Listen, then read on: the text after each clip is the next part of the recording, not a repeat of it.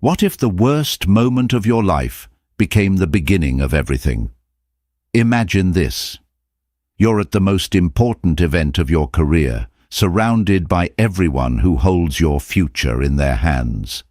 Suddenly the man you once trusted, the man with all the power, takes the stage and begins to publicly crucify you.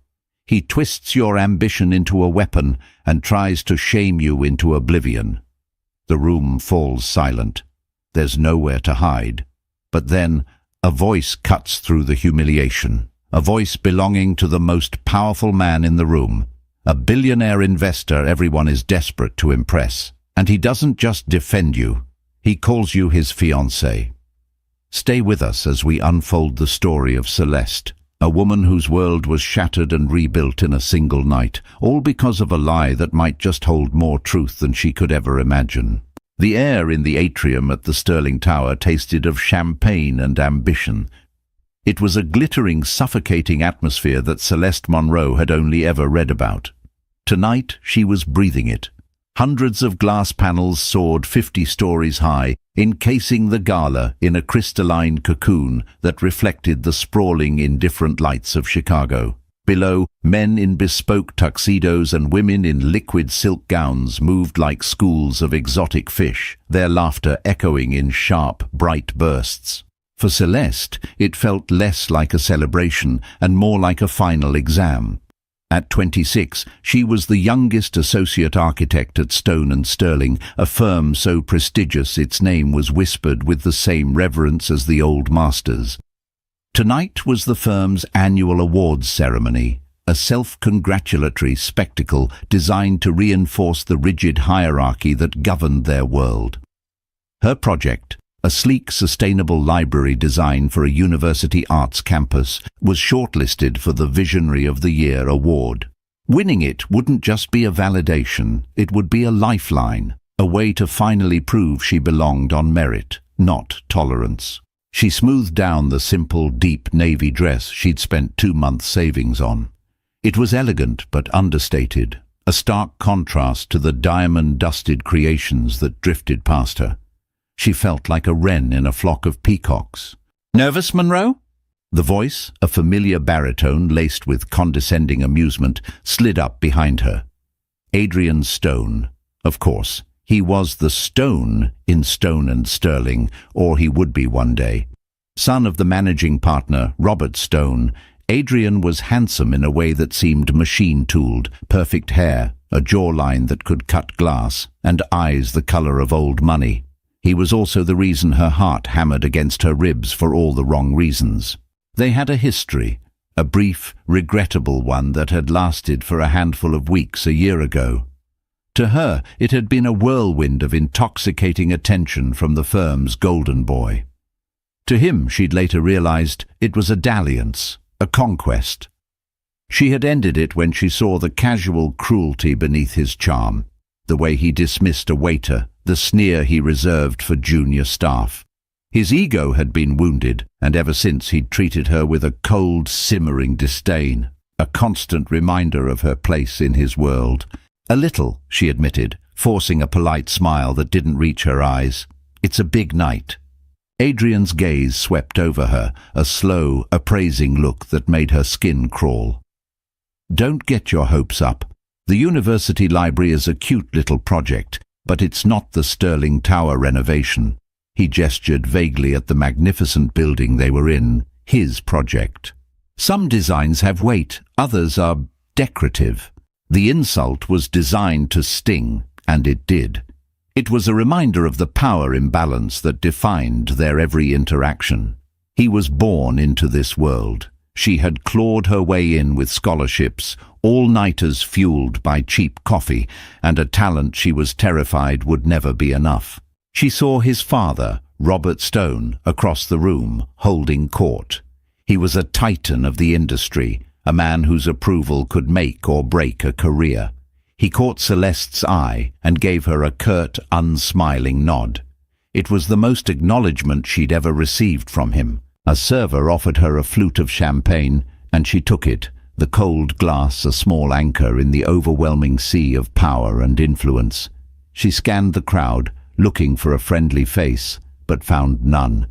Her colleagues were all orbiting their superiors, their expressions a carefully calibrated mix of deference and ambition. Then she saw him. He was standing near the far end of the atrium, partially obscured by a marble pillar, looking out at the city lights. He wasn't part of the chattering, preening crowd. He stood apart, an island of stillness in the churning social current. He was tall, dressed in a simple, impeccably tailored black suit. No tie. There was an austerity to him that was more intimidating than all the flash in the room combined. His dark hair was threaded with silver at the temples, and his face, etched with lines of thought and concentration, was compelling. She had no idea who he was, but he radiated an aura of quiet, absolute authority. He felt different, dangerous. Suddenly a hush fell over the room. Robert Stone was tapping a glass at the podium. It was time. "Welcome, friends, colleagues, titans of industry," Robert's voice boomed, filled with practiced bonhomie. "Tonight we celebrate not just steel and glass, but vision, the courage to reshape our world, one blueprint at a time." Celeste's stomach twisted into a knot. She took a shaky sip of champagne. The preliminary awards were announced, a blur of names and polite applause. Her category was last. She felt Adrian's eyes on her from his seat at the front table. He wore a smirk that set her teeth on edge. "And now," Robert continued, his smile widening, "for the Visionary of the Year award. This award recognizes a designer who has shown not just skill, but soul. A designer who has pushed the boundaries of what's possible." This year the board was deeply impressed by two projects in particular. The Sterling Tower renovation, led by Adrian Stone. A wave of applause, loud and sycophantic, filled the atrium. Adrian stood and gave a small, arrogant bow. And the Oakhaven University Arts Library, led by Celeste Monroe. The applause for her was polite, scattered, a smattering of claps in the vast, glittering space. She felt 100 pairs of eyes turn to her, judging, weighing. Her heart was a frantic bird beating against the cage of her ribs. Robert Stone held up the gleaming crystal award. "To present this award, I'd like to invite my son, the future of this firm, Adrian Stone, to the stage." Celeste froze. Why Adrian? This was a break in protocol. A cold dread, slick and oily, washed over her. Adrian walked to the podium, taking the microphone from his father. He didn't look at the crowd. He looked directly at her. His smile was gone, replaced by a look of cold, righteous fury. "Thank you, Father," he began, his voice dangerously smooth. "Vision, soul, these are important words, but so are others. Words like integrity, honesty, originality." He paused, letting the silence hang in the air. The Oakhaven Library is indeed a remarkable design. Its core concepts, the floating mezzanine, the light well diffusion system, are truly innovative. So innovative, in fact, that I came up with them myself 6 months ago. The silence in the atrium was no longer polite. It was a living, breathing entity, a predator that had just caught the scent of blood. Celeste's champagne flute felt impossibly heavy in her hand, the bubbles dying against the glass. The words hung in the air, thick and poisonous. I came up with them myself. A collective rustling gasp went through the crowd. Whispers erupted like sparks in dry grass. People weren't looking at Adrian anymore. They were looking at her. Hundreds of eyes, sharp with morbid curiosity, pinned her in place. Her navy dress, once a shield of understated elegance, now felt like a target. Celeste's mind struggled to catch up. It was a joke. It had to be a cruel, terrible joke. But the look on Adrian's face was one of absolute conviction. He was performing, playing the part of the magnanimous leader forced to expose a painful truth. "I mentored Ms. Monroe when she first joined us," Adrian continued, his voice dripping with faux sorrow. "I shared my private notebooks, my conceptual sketches for a residential project. I wanted to help a promising young architect from a less privileged background find her footing. The classist jab was deliberate, a twist of the knife. He was painting a picture for them, the wealthy, generous scion and the poor, grasping nobody who took advantage of his kindness. Her blood ran cold. The floating mezzanine, the light well system, those were hers. They were born from 1,000 sleepless nights, from dozens of sketchbooks filled with frantic, coffee-stained drawings. They were the culmination of a childhood spent marveling at how sunlight fell through the leaves of an old oak tree in her backyard. They were the most original parts of herself she had ever put on paper. "I suppose I was naive," Adrian said with a theatrical sigh. "I never imagined that my concepts, my intellectual property, would be lifted wholesale and submitted for an award under her name." He held up his hands as if to quell a protest that no one was making. "I don't say this out of malice. I say it out of a duty to protect the integrity of this firm and the sanctity of our creative process. True vision cannot be stolen." The accusation settled over Celeste like a shroud. Every head was turned towards her.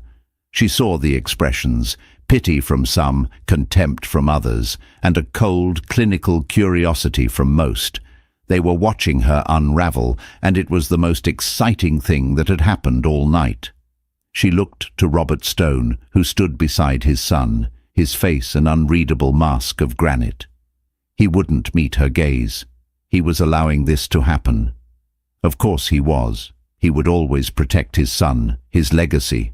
The heat rushed to her face, a painful, prickling blush that felt like it was scorching her from the inside out. Her throat closed up. She wanted to scream, to shout that he was lying, to show them her notebooks filled with the design's evolution over 2 years.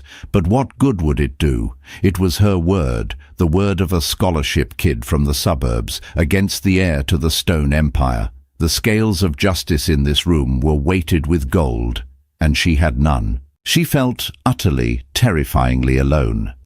Her colleagues, people she'd shared lunches and project deadlines with, now studied the intricate patterns on the ceiling or the contents of their wine glasses. To defend her would be career suicide. "Therefore," Adrian announced, his voice ringing with finality, "while the board congratulates Ms. Monroe on her ambition, we cannot, in good conscience, grant the award for this project."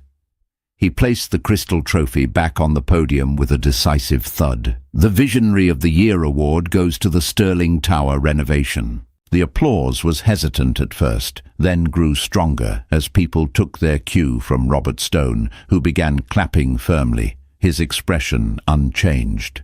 Adrian accepted the adulation, a conquering hero who had bravely rooted out corruption. For Celeste, the world had narrowed to a roaring in her ears. The glittering atrium, the sea of faces, the triumphant smirk on Adrian's face, it all blurred into a sickening vortex.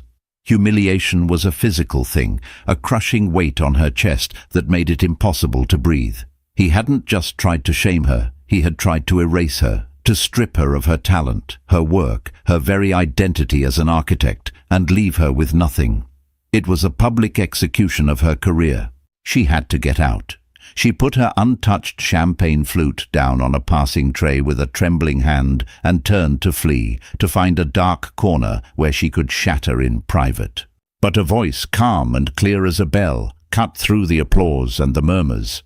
"I believe you're mistaken, Mr. Stone." The voice came from the direction of the marble pillar. The man who had been watching the city now stepped into the light. All motion in the room seemed to stop. The whispering died. The applause faltered. Even Adrian, basking in his victory, turned with a look of stunned surprise. The man walked forward with an unhurried, deliberate pace. As he moved, a wave of recognition and deference rippled through the crowd. People parted for him as if by instinct. Robert Stone's face, previously a stony mask, paled. "Mr. Finch," Robert stammered, stepping forward. I wasn't aware you were here." Alistair Finch. The name clicked in Celeste's mind. The reclusive, legendary billionaire, a titan of tech and real estate who was notoriously private and brutally discerning. His firm was rumored to be looking for an architectural partner for a multi-billion-dollar global headquarters project. The kind of contract that could elevate a firm into the stratosphere. His presence here was the unspoken high-stakes prize everyone was playing for. Finch didn't acknowledge Robert. His eyes, a startlingly sharp shade of grey, were fixed on Adrian. They were cold, analytical, and utterly unimpressed. "Your assumption is incorrect," Finch stated, his voice carrying easily in the now silent room. He stopped a few feet from the podium, his presence commanding the space more effectively than Adrian's manufactured drama ever could. "Ms. Monroe couldn't possibly have been working on your designs for the past 6 months. He paused, letting the silence stretch, drawing every ounce of attention to his next words. He turned his gaze slightly, and for the first time, he looked directly at Celeste. The intensity in his eyes was staggering, but there was something else there too, a lifeline. "She's been far too busy working on ours." Another collective gasp. Robert Stone looked as if he'd been struck. Adrian, thrown off balance, sputtered, "Working on yours? What are you talking about? We have no contract with you." Alistair Finch's lips curved into a smile that held no warmth. It was a weapon. He took another step forward, closing the distance until he was standing beside Celeste. She could feel the heat radiating from him, a stark contrast to the icy dread that filled her veins. He gently, possessively, placed a hand on the small of her back. The gesture was so unexpected, so shocking, it sent a jolt through her entire body. He looked from Adrian to the stunned audience, his gaze sweeping over them all, a king surveying his court. "You see," Alistair Finch declared, his voice resonating with unshakable authority, "it's a private commission, a passion project. We've had to be very discreet." He then looked down at Celeste, his expression softening just enough to be convincing. "Isn't that right, my love?" he said, his voice a low murmur meant for her, yet heard by all. "It's difficult to focus on side projects when you're designing a life with your fiancée." Fiancée. The word detonated in the silent atrium. It was not a whisper. It was a sonic boom that shattered the last vestiges of Adrian's smug victory. For a dizzying moment, Celeste thought she had misheard, that the roaring in her ears had finally conjured a phantom sound. But the collective sharp intake of breath from hundreds of people confirmed it. The hand on her back was a firm, grounding pressure, the only thing keeping her from collapsing. Adrian's face went from triumphant to slack-jawed disbelief. The colour drained from his cheeks, leaving his perfect tan-looking sallow under the expensive lighting. He stared at Alistair Finch, then at Celeste, then back again, his mind visibly failing to compute this new, impossible reality. Robert Stone looked like he had aged 10 years in 10 seconds. His mouth opened and closed silently, a fish gasping for air. Alistair Finch, however, was an oasis of calm in the hurricane he had created. He ignored the chaos, his entire focus on Celeste. His grey eyes, which had seemed so cold and analytical before, now held a question. It was a silent, urgent communication. "Play along. This is your way out." Her mind was a maelstrom of shock and fear, but beneath it, a tiny, desperate instinct for survival flickered to life. Adrian had pushed her to the edge of a cliff. This stranger, this billionaire, had just offered her a hand. She didn't know if he meant to pull her up or drag her down with him, but letting go meant falling into the abyss Adrian had dug for her. She took a breath. It was shallow and shaky, but it was a breath. She looked up at Alistair Finch, summoning every last ounce of her courage. She gave a small, almost imperceptible nod. It was all he needed. His faint, weaponized smile returned as he addressed the dumbfounded crowd. "My fiancée has a brilliant mind. I won't have her integrity questioned or her talent attributed to a man who clearly doesn't recognize it." His gaze sliced back to Adrian. "Perhaps, Mr. Stone, your memory is failing you. Or perhaps you've simply made a habit of claiming the work of talented women as your own. Either way, it's a profound disappointment." The accusation was surgical. He had taken Adrian's own weapon, a public shaming based on a lie, and turned it back on him with devastating precision. Adrian flinched as if physically struck. The whispers in the crowd were no longer about Celeste's supposed plagiarism. They were now about Adrian's character, his credibility. In the space of 30 seconds, Alistair Finch had completely rewritten the narrative. He didn't wait for a response. His hand still firmly on her back, he began to guide her through the stunned, parting crowd. "I believe we're leaving," he said, his voice a low command that brooked no argument. As they walked, the silence broke. A cacophony of hushed conversations erupted behind them. The power dynamic of the entire evening, of the entire Chicago architectural world, had just been irrevocably tilted. They were halfway to the grand entrance when Robert Stone finally found his voice. "Mr. Finch, please," he called out, hurrying after them. "A moment, this is a misunderstanding." Alistair paused but didn't turn. "The only thing I misunderstand, Robert," he said, his tone dropping several degrees, "is why you would allow such a pathetic spectacle to take place at an event meant to celebrate talent. It reflects poorly on your firm's leadership." He finally turned his head slightly. "And on your judgment." With that final crushing verdict, he continued walking, leading Celeste out of the crystalline cage and into the cool, clean night air. The oppressive atmosphere of the gala fell away, replaced by the distant sounds of city traffic and the fresh breeze off Lake Michigan. A sleek black car, so dark it seemed to absorb the light around it, pulled up to the curb silently. A driver held the door open. Alistair guided her into the plush leather interior before getting in beside her. The door closed with a soft, solid thud, sealing them in a cocoon of profound silence. The car pulled away from the curb, gliding through the city streets. Celeste stared out the window, watching the glittering towers of Chicago slide by in a blur. Her body was trembling, a delayed reaction to the adrenaline and the shock. Her mind raced, replaying the last 10 minutes on a loop. Adrian's venomous speech, the crushing weight of hundreds of judging eyes, and then Alistair Finch, appearing like a spectre to utter a single world-altering word. "Fiancée." She turned to look at the man beside her. In the dim, ambient light of the car, the sharp planes of his face were softened, but his intensity was undiminished. He was staring straight ahead, his jaw tight. "Are you all right?" he asked, his voice unexpectedly gentle.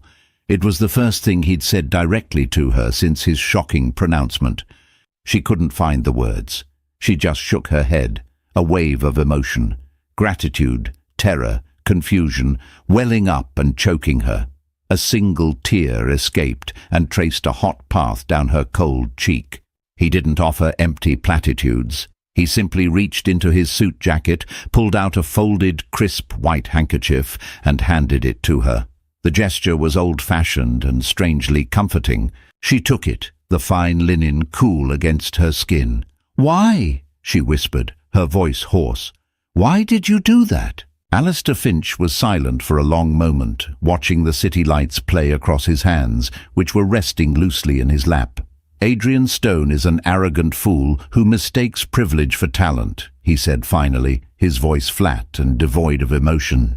"His father is a man who values loyalty to his bloodline over professional integrity. I have no patience for either. But to say that, to call me to say we're engaged." She couldn't bring herself to say the word again. It felt alien in her mouth. He finally turned to face her, his grey eyes searching her face. It was the most effective tool at my disposal. In that room, a professional defense would have been debated. A personal one, however, is a declaration of war. It left no room for argument. "You've started a war for a complete stranger," she said, her voice laced with disbelief.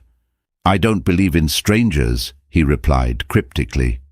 "Only in people whose motives I do not yet understand." He paused. "And I saw your design for the Oakhaven Library. I read the proposal. It was brilliant, understated, innovative, and deeply human. It was not the work of a thief." Hearing him say that, hearing someone of his stature validate her work after Adrian had so brutally tried to annihilate it, caused another wave of tears to well in her eyes. She pressed the handkerchief to her face, mortified. "I apologize," he said, misinterpreting her tears. "I put you in an impossible position. It was a calculated risk, and you were the collateral. But it was the only move I had that would not only save you from that situation, but utterly destroy him. I assure you by morning, Adrian Stone will be a laughingstock." She lowered the handkerchief, taking a shuddering breath. He was right. He had saved her. But she knew, with a chilling certainty, that this was no fairy tale. This was not a prince rescuing a damsel. This was a king moving a pawn in a game she didn't understand. He had pulled her from the fire, but she had no idea where he was taking her now. The car continued its silent journey through the sleeping city, carrying her toward a future that was even more uncertain than the one she had just escaped.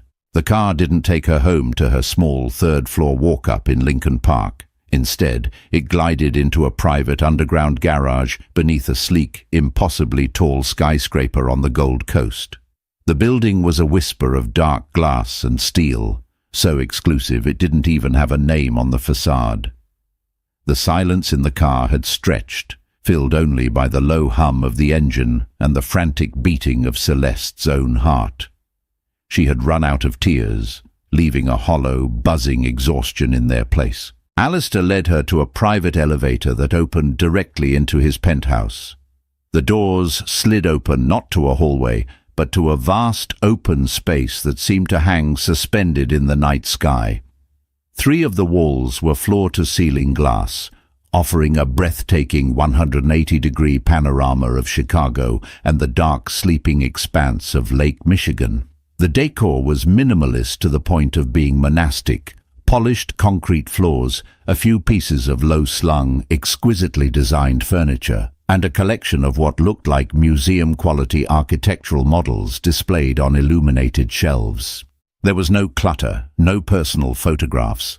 It was less a home and more a statement of intent, a space designed for observation, not for living. Alistair gestured towards a deep leather sofa. "Please, can I get you something? Water? A brandy?" "Water would be fine," she murmured, sinking into the sofa.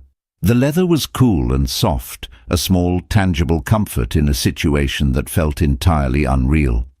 He moved to a discreet built-in bar and returned with a heavy crystal glass of water. He didn't sit beside her, but took a seat in an armchair opposite, maintaining a deliberate distance. He watched her for a moment as she drank, his expression unreadable. "I owe you an explanation," he began, his voice calm and measured, "and an apology. What I did tonight was impulsive, but not without purpose."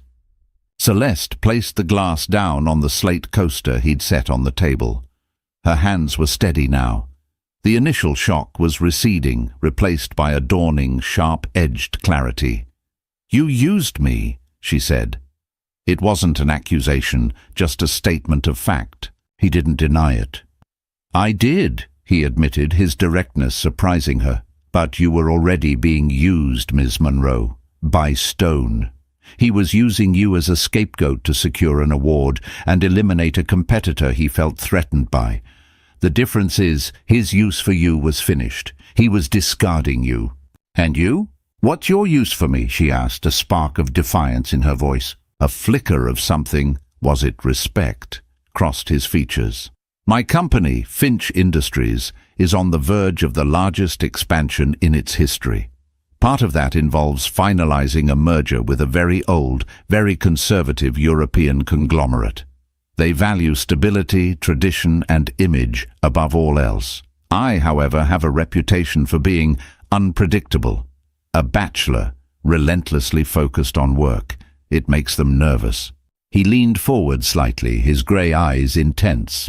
"For the past year, my rivals have been trying to sabotage this merger. They've manufactured scandals, spread rumors. What I need, for the next 6 months, is an unbreachable defense, an image of serene stability, a fiancée." The pieces clicked into place with sickening precision. It was a business proposition, a cold, calculated move in a corporate game she couldn't even fathom. "So you saw me," she pieced it together, her voice flat. A woman being publicly humiliated with no connections, no power. the perfect blank slate for you to project this image onto. I saw an opportunity for mutual benefit, he corrected gently. I saw a talented architect being destroyed by a system I despise. I needed a fiancé. You needed a future. I decided in that moment to align our interests. The sheer audacity of it left her breathless. He operated on a level of strategic thinking that was both terrifying and mesmerizing. So this is a job offer, she clarified, the word job sounding absurd in this context. You want to hire me to be your fiancé. I want to propose a partnership, he countered. A contract. For 6 months, you play the part. We attend a handful of key events together. We present a united, stable front to the world. You'll have to move out of your apartment, of course. For appearances, you'll live here. He gestured to the vast, empty penthouse. Celeste's mind reeled. Live here? Pretend to be in love with this powerful, enigmatic stranger? It was insane. It was the plot of a ridiculous movie. And in return, she asked, her voice barely a whisper. This was the crux of it. This was where the king named his price. In return, Alistair said, standing up and walking over to the shelves of architectural models, I will destroy stone and sterling. I will ensure the truth of Adrian's plagiarism is brought to light, systematically and reputationally, until he and his father have nothing left. But revenge is a hollow prize. He picked up a small, intricate model of a cantilevered house. More importantly, at the end of the 6 months, I will provide the seed funding for you to start your own firm, not a loan, an investment, no strings attached. You will have complete creative control, your own projects, your own vision, your own name above the door, Monroe Designs. Her breath hitched. He wasn't just offering her a shield, he was offering her the one thing she had ever truly wanted. Freedom, a chance to build, to create, without the suffocating politics and sexism of a firm like Stone's. It was her wildest, most secret dream, spoken aloud by a man she'd met only an hour ago. The psychological conflict was tearing her apart. Her pride, her sense of self, screamed at her to refuse, to walk out that door and somehow fight this on her own. It felt like trading one form of servitude for another, a gilded cage for the one she'd just escaped. But her pragmatism, the part of her that knew how the world really worked, the part that had watched her parents work 2 jobs each their entire lives, knew this was a once-in-a-lifetime chance. He was offering her a kingdom. The price was her life for 6 months. She stood up, her legs feeling stronger than she expected. She walked towards him, stopping in front of the window, her reflection a ghostly silhouette against the glittering cityscape. If I do this, she said, turning to face him, there are terms. My terms. He raised an eyebrow, intrigued. Go on. This is a business arrangement. You will treat me as a partner, not an employee. You will not expect anything more than my public performance. The words came out stiffly, but she had to say them. That was always my intention, Miss Monroe, he said, his expression unblinking. I am not Adrian Stone. And my work, she continued, gaining confidence. I'm not just a prop. I'm an architect. I want access to your resources, your library. I will spend these 6 months designing, building my portfolio for my own firm. I will not sit here like a doll in a dollhouse. For the first time that night, Alistair Finch's lips curved into a genuine smile. It transformed his face, chasing away some of the cold austerity and revealing a startling warmth. I would expect nothing less, he said. He extended his hand. Do we have an agreement, Miss Monroe? She looked at his outstretched hand, then at his face. This was a deal with the devil, or an angel, she wasn't sure which. But he was the only one offering her a path forward. She was done being a victim.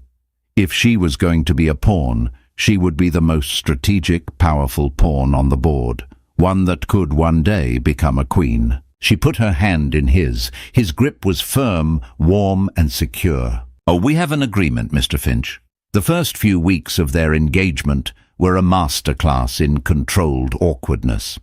Celeste moved into the penthouse, her 2 suitcases of belongings looking laughably out of place in the cavernous, minimalist space. Alistair had a guest wing prepared for her, a suite of rooms that was larger than her entire old apartment, ensuring a physical and symbolic distance between them. They were two strangers orbiting each other in a multi-million-dollar galaxy, bound by a contract and a shared deception. Their days were structured and separate. He would disappear into his home office before dawn, immersed in the relentless machinations of his global empire. Celeste, true to her word, transformed her living area into a makeshift design studio. Alistair gave her unfettered access to his company's formidable digital resources and his personal library, a stunning two-story room filled with rare books on architecture and design. For the first time in her life, she had unlimited tools and no one looking over her shoulder. She threw herself into her work with a ferocity born of newfound freedom, sketching designs for low-income housing, community centers, and public parks, the kind of soulful projects that Stone and Sterling would have sneered at. Their evenings were when the performance began. Twice a week, Alistair's assistant, a severe but efficient woman named Maria, would provide an itinerary, a charity dinner, an opera, a private gallery opening. For each event, a stylist would appear with a rack of designer clothes, and Celeste would be transformed from a hard-working architect into Alistair Finch's beautiful, enigmatic fiancée. She learned her role quickly. She learned to smile when a camera flashed, to rest her hand on Alistair's arm with practiced ease, to laugh at the jokes of men whose names she would forget by morning. She became adept at answering the inevitable questions about their story. "We met through a mutual acquaintance," she would say, a line they had rehearsed. "It was a very private, whirlwind romance. We wanted to keep it to ourselves for as long as possible."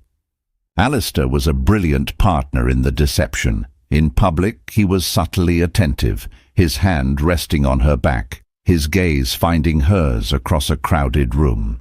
He made the world believe it, and sometimes, in fleeting moments, his performance was so convincing she almost believed it herself. But as soon as the car door closed at the end of the night, the facade would drop.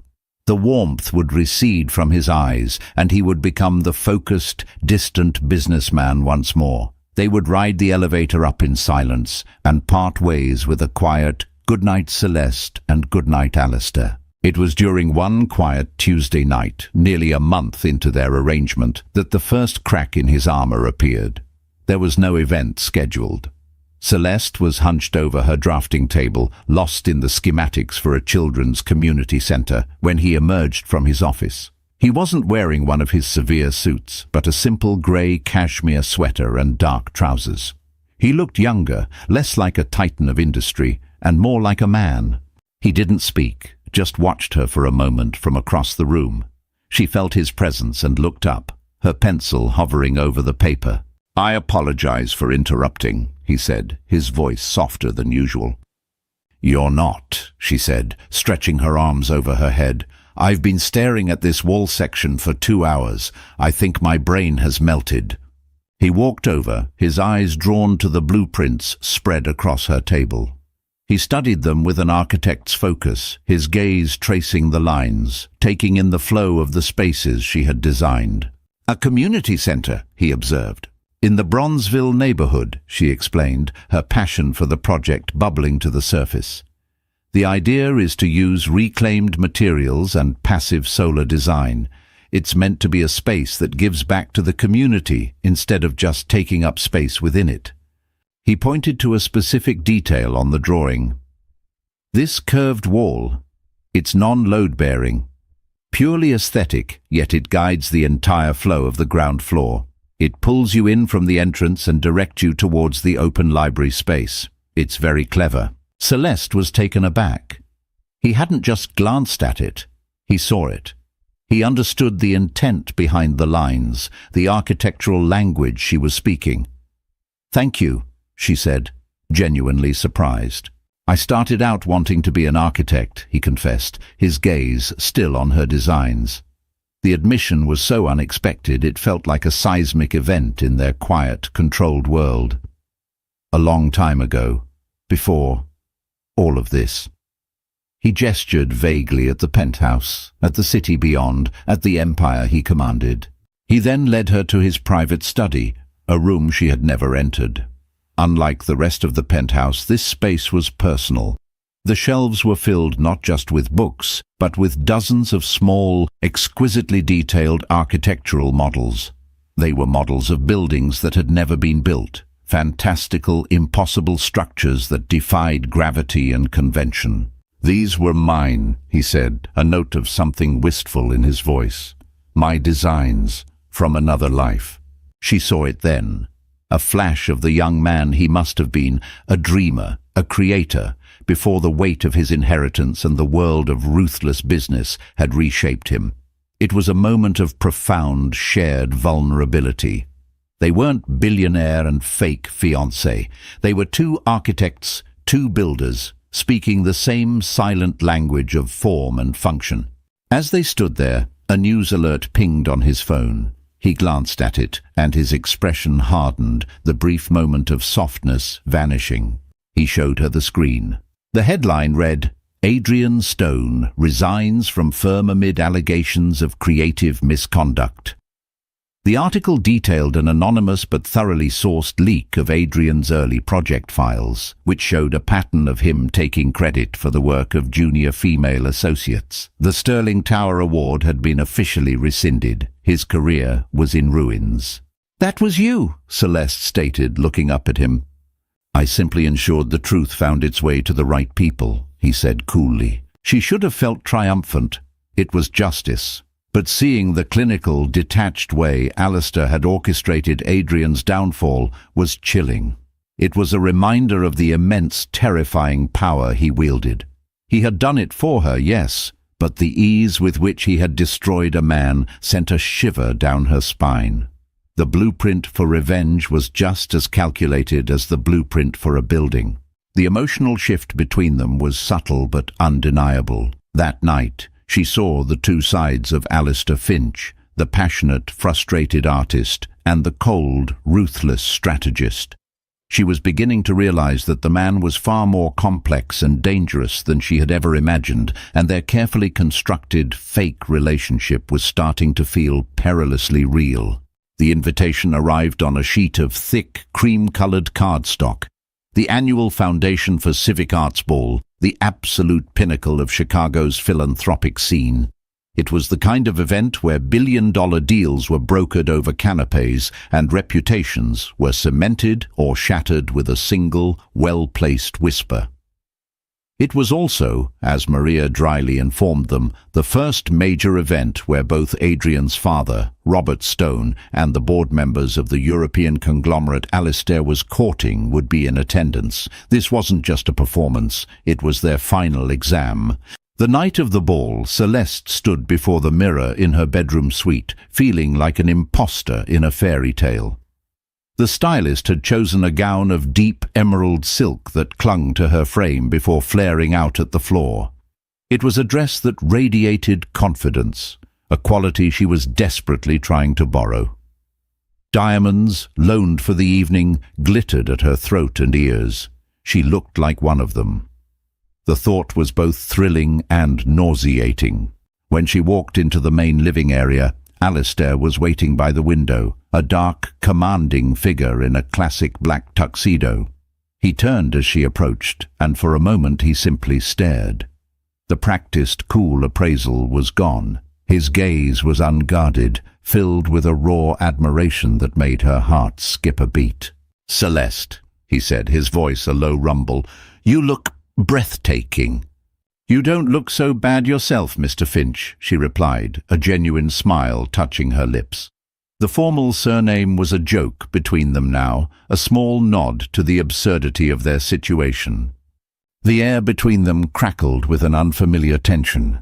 The carefully drawn lines of their business arrangement seemed to be blurring at the edges. At the ball, they were an immediate focal point. The story of their whirlwind romance and Alistair's dramatic defense of her at the Sterling Gala had become the stuff of society legend. They were a power couple, an enigma, and everyone wanted a piece of them.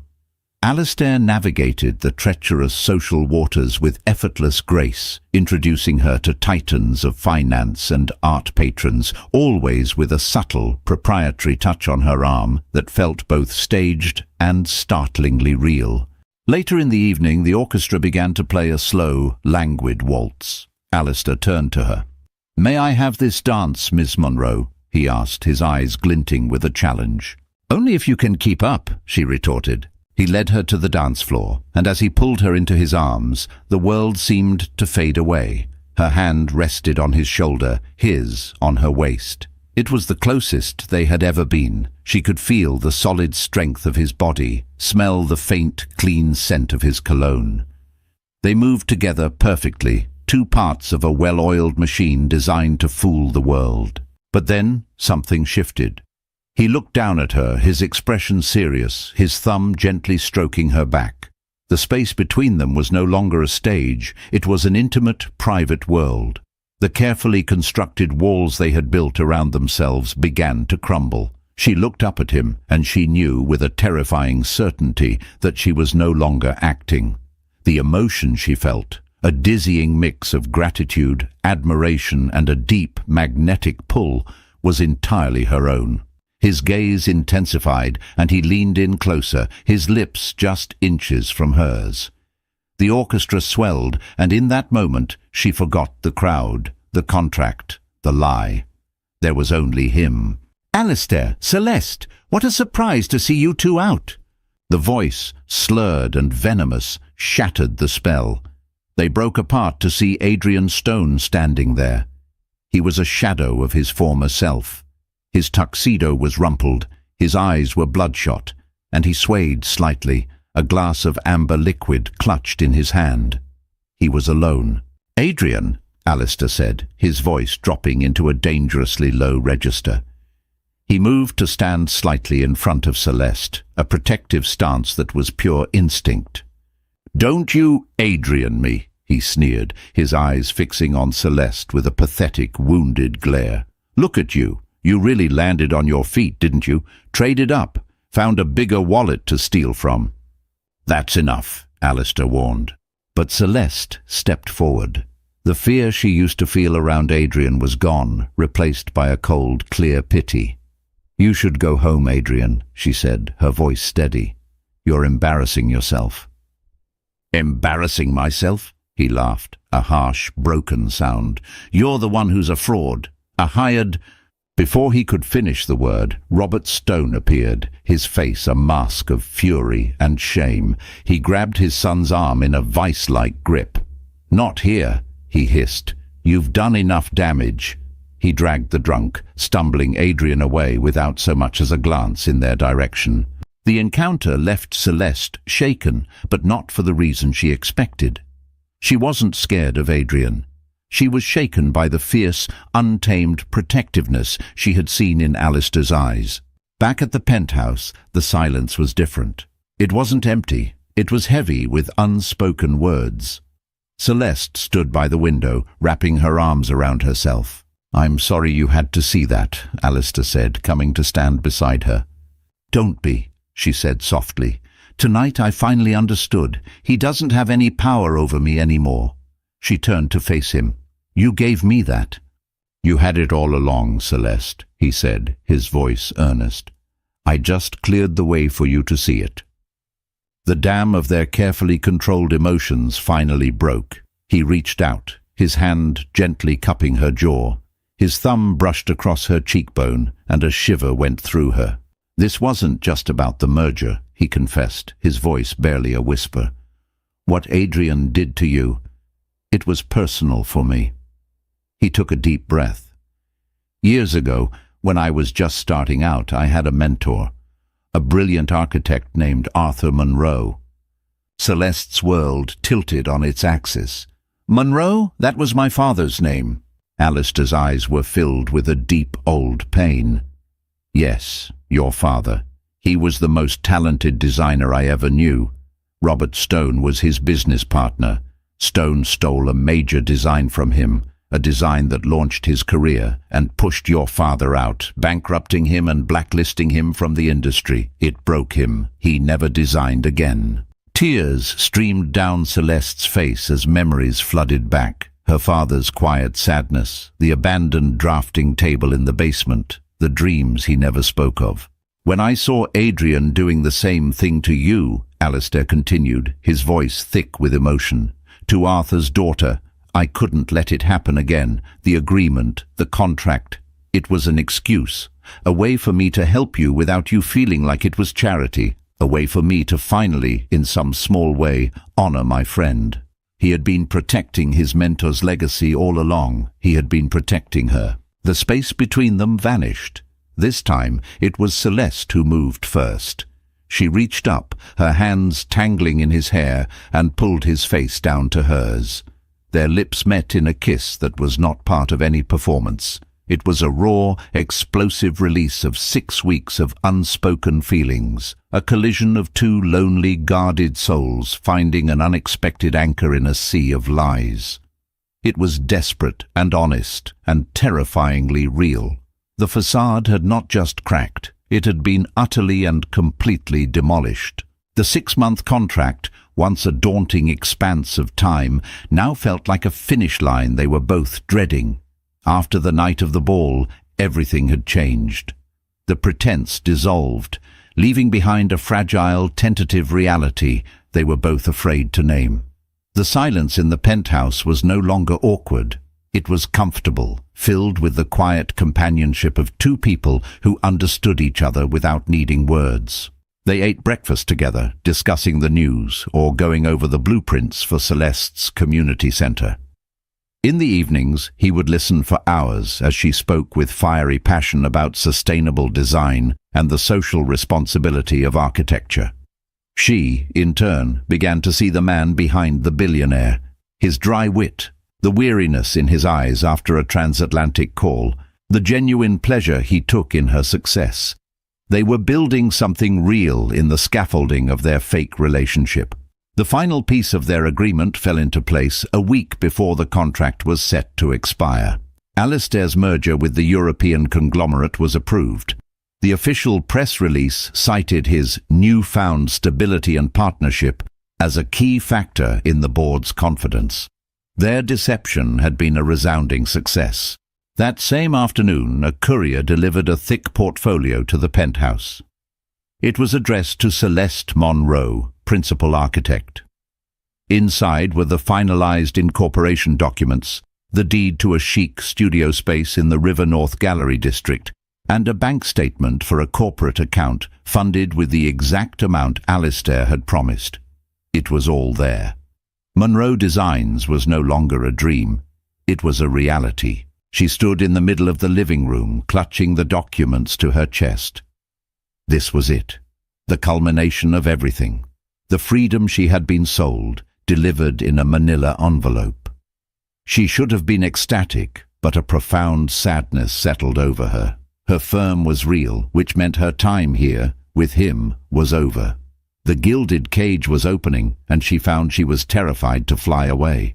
Alistair found her there, her expression a mixture of triumph and sorrow. He didn't need to ask what was in the portfolio. "Congratulations, Celeste," he said, his voice quiet. He kept his distance, a painful return to the formality of their early days. I don't know what to say," she stammered, her throat tight. "Thank you, Alistair, for everything." "I was simply fulfilling my end of our agreement," he said, the business-like words a stark contrast to the intimacy they had shared. The air was thick with things left unsaid, with the future that loomed between them, a future where they went their separate ways. "Is that all this was to you?" she asked, her voice trembling. "An agreement?" He finally looked at her, his grey eyes turbulent with an emotion he could no longer hide. "No," he said, his voice raw. "It hasn't been just an agreement for a long time, but the contract is fulfilled. You have your freedom. I won't hold you to anything more." It was a pivotal moment. He was giving her an out, respecting the terms they had set, even if it cost him everything. He was letting her go. But Celeste was no longer the frightened, powerless woman from the Sterling Gala. She had spent the last 6 months finding her voice, owning her power, and falling in love with the most complicated man she had ever met. She would not let the best thing in her life slip away because of the fine print on a contract. She dropped the portfolio on the sofa and walked towards him, her steps sure and deliberate. "You're right," she said, stopping directly in front of him. "The contract is over, so I'd like to propose a new one." He looked at her, confused and wary. "A new one?" "A partnership," she said, her eyes locking with his. "A real one? No term limits? No clauses? No exit strategies?" She reached up and placed her hand on his chest, feeling the steady beat of his heart beneath her palm. "I don't want Monroe Designs if it doesn't have you in my life. I don't want freedom if it means being free from you." Relief and a dawning, brilliant joy washed over Alistair's face. He pulled her into his arms, burying his face in her hair. "I love you, Celeste," he whispered, the words he had clearly been holding back for months. "I was so afraid to say it, to trap you." "You don't trap me," she murmured against his chest. "You anchor me." Their redemption wasn't a grand, public spectacle. It was a quiet, profound reconstruction of 2 lonely lives into one shared future. It wasn't about his revenge on the Stones or her career success. It was about the life they had built together when no one was watching. A few days later, as they were packing some of her things to move into the master suite, her personal laptop pinged. It was an email from an unknown address. The subject line was simply, "Oak Haven." Her heart pounded as she opened it. The message was just 3 lines. "I saw the news about your new firm. Congratulations. What I did was unforgivable. I'm sorry. Adrian Stone." It wasn't a plea for forgiveness, and it didn't erase the scars. But it was an acknowledgement, a sign that even a man as lost as Adrian could take a single, faltering step towards his own redemption. Celeste closed the laptop. Adrian was a ghost from a past life. Alistair came up behind her, wrapping his arms around her waist. He rested his chin on her shoulder, looking at the plans for her community centre, which was spread across her desk. "What do you think?" she asked, leaning back against him. "Should we add a rooftop garden?" "I think," he said, kissing her temple, "that our first joint project should be designing a home for us." She turned in his arms and smiled, her heart full. They had started with a fake blueprint for a relationship, but together they had built something true and lasting. They were finally designing their own lives on their own terms, together. And so Celeste's story comes full circle. From the depths of public humiliation to the pinnacle of personal and professional triumph. It's a powerful reminder that sometimes our greatest challenges are just opportunities in disguise, and the people who enter our lives in the most unexpected ways can be the ones who change them forever. Her journey wasn't just about redemption or revenge. It was about reconstruction, rebuilding her career, her confidence, and her heart on a foundation of truth. What did you think of Celeste and Alistair's story? Could you have been brave enough to accept his shocking proposal? Let us know your thoughts in the comments below. If this story touched your heart, please give this video a thumbs up and share it with someone who loves a story of strength and unexpected love. Don't forget to subscribe and hit that notification bell so you never miss another one of our emotional fiction journeys. Thanks for watching, and we'll see you in the next story.